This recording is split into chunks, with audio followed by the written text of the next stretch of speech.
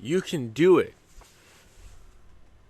That's the encouragement I got from the one who looks all comfy cozy back there. And yes, we can see you, by the way. Say hi. There she is. All right, no question for today.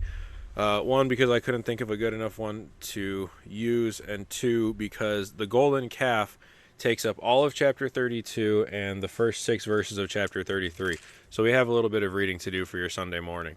I'm going to try to not rush through it, but I also don't want to make it too long. So let's just get into it. You ready back there? Yes. She says yes. When the people saw that Moses was so long in coming down from the mountain, they gathered around Aaron and said, "Come make us gods who will go before us.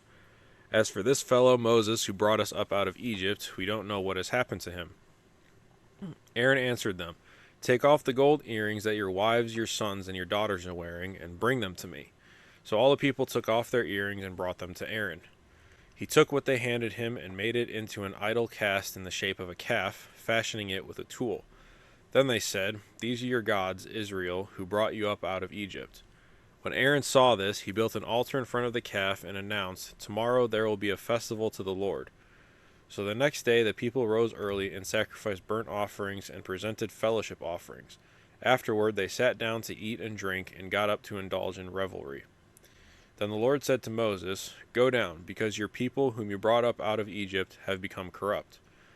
They have been quick to turn away from what I commanded them, and have made themselves an idol cast in the shape of a calf. They have bowed down to it and sacrificed to it, and have said, 'These are your gods, Israel, who brought you up out of Egypt.'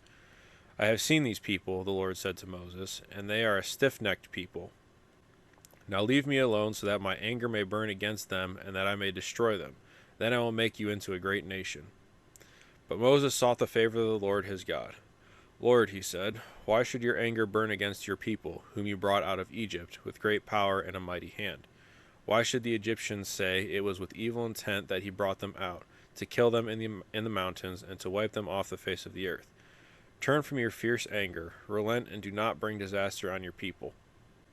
Remember your servants Abraham, Isaac, and Israel, to whom you swore by your own self, 'I will make your descendants as numerous as the stars in the sky, and I will give your descendants all this land I promised them, and it will be their inheritance forever.'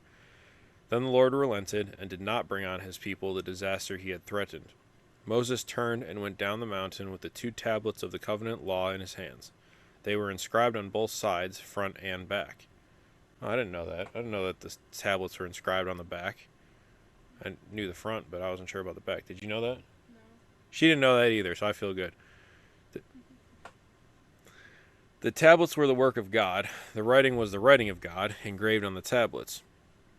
When Joshua heard the noise of the people shouting, he said to Moses, "There is the sound of war in the camp." Moses replied, "It is not the sound of victory, it is not the sound of defeat, it is the sound of singing that I hear." When Moses approached the camp and saw the calf and the dancing, his anger burned, and he threw the tablets out of his hands, breaking them to pieces at the foot of the mountain. And he took the calf the people had made and burned it in the fire. Then he ground it to powder, scattered it on the water, and made the Israelites drink it. He said to Aaron, "What did these people do to you, that you led them into such great sin?" "Do not be angry, my lord," Aaron answered. "You know how prone these people are to evil. They said to me, 'Make us gods who will go before us.' As for this fellow Moses, who brought us up out of Egypt, we don't know what has happened to him." So I told them, "Whoever has any gold jewelry, take it off." Then they gave me the gold, and I threw it into the fire, and out came this calf. Moses saw that the people were running wild, and that Aaron had let them get out of control, and so become a laughingstock to their enemies. So he stood at the entrance to the camp and said, "Whoever is for the Lord, come to me." And all the Levites rallied to him. Then he said to them, "This is what the Lord, the God of Israel, says. Each man strap a sword to his side. Go back and forth through the camp from one end to the other, each killing his brother and friend and neighbor." The Levites did as Moses commanded, and that day about 3,000 of the people died. Then Moses said, "You have been set apart to the Lord today, for you were against your own sons and brothers, and he has blessed you this day." The next day Moses said to the people, "You have committed a great sin, but now I will go up to the Lord. Perhaps I can make atonement for your sin." So Moses went back to the Lord and said, "Oh, what a great sin these people have committed. They have made themselves gods of gold. But now, please forgive their sin. But if not, then blot me out of the book you have written." The Lord replied to Moses, "Whoever has sinned against me, I will blot out of my book. Now go, lead the people to the place I spoke of, and my angel will go before you. However, when the time comes for me to punish, I will punish them for their sin." And the Lord struck the people with a plague because of what they did with the calf Aaron had made. Then the Lord said to Moses, "Leave this place, you and the people you brought up out of Egypt, and go up to the land I promised an oath to Abraham, Isaac, and Jacob, saying, I will give it to your descendants. I will send an angel before you, and drive out the Canaanites, Amorites, Hittites, Perizzites, Hivites, and Jebusites. Go up to the land flowing with milk and honey. But I will not go with you, because you are a stiff-necked people, and I might destroy you on the way." When the people heard these distressing words, they began to mourn, and no one put on any ornaments. For the Lord had said to Moses, "Tell the Israelites, you are a stiff-necked people. If I were to go with you even for a moment, I might destroy you. Now take off your ornaments, and I will decide what to do with you." So the Israelites stripped off their ornaments at Mount Horeb.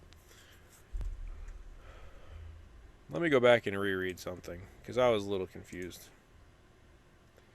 So, verse 11, Moses is asking God to not destroy the people because he brought them out of Egypt. And why should the Egyptians say that we brought them out here to kill them, wipe them off the face of the earth in the mountains? Do not bring disaster on your people. So then the Lord remembered like Abraham, Isaac, and Israel, and did not bring the disaster on the people. Then, about a few verses later, verse 26, "Whoever is for the Lord, come to me." All the Levites rallied to him. Then Moses says to them, "The Lord God of Israel says, each man sharp sword to his side, go back and forth through the camp from one end to the other, each killing his brother, friend, and neighbor." So he's asking God to, not wipe them out. And then he goes down and says that the Lord God says for all of the Levites who rallied to Moses because they were for the Lord. Now he says that God tells them to go through the camp and kill all these people, which amounts to about 3,000 of the people that were with them. So I don't know, was there like some non-spoken thing between God and Moses that we don't read about? Or was he just like, because he got angry in verse 20 or verse 19 and then verse 20. So I don't know. I mean, was he just like saying that God had said that to make the Levites believe it, or was this some kind of, correct act on Moses' part? And then, and then a little bit later, God says that whoever has sinned against me, he will blot out of my book. And then he says to lead the people, to the promised land. But when the time comes for me to punish, he will punish them for their sin. And then he struck them with a plague because of the calf. So we know that there's a plague upon them because of what they did. I kind of chuckled. You might have heard me chuckle.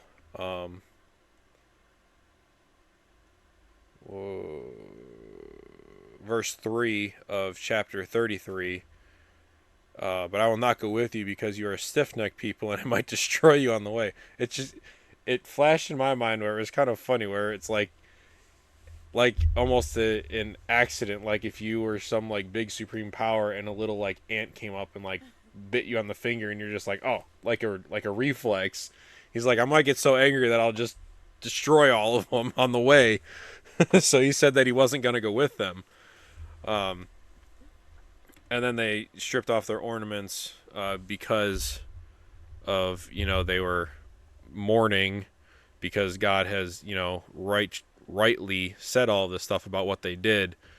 And then the term stiff-necked people, I'm guessing it's just like, what's the word I'm thinking of? Not like,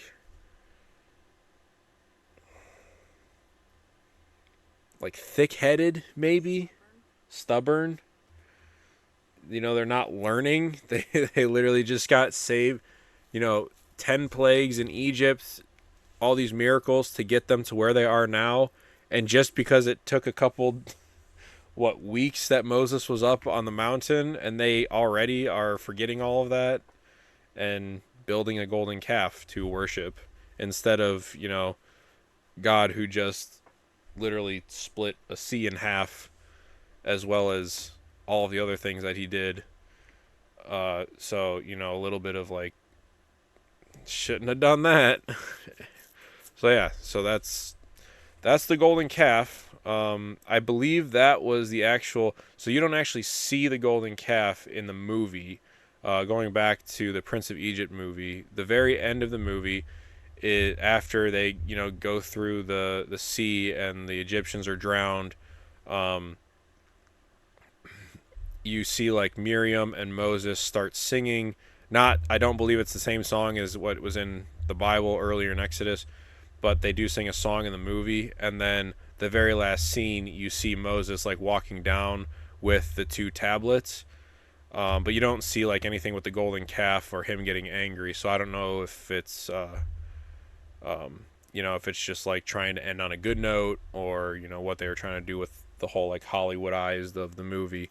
But that's like the very, very end of the movie for the Prince of Egypt. So it's just the beginning of Exodus, and then they jump over here to like chapter 32, 33 of him coming down off the mountain. But yeah, so sorry about the long video for your Sunday morning. I think we go back to a couple shorter stories the next couple of days. But we got the lefty back there who is. Are you alright? Yeah. Okay, I thought she was asleep. I saw your head down in the camera.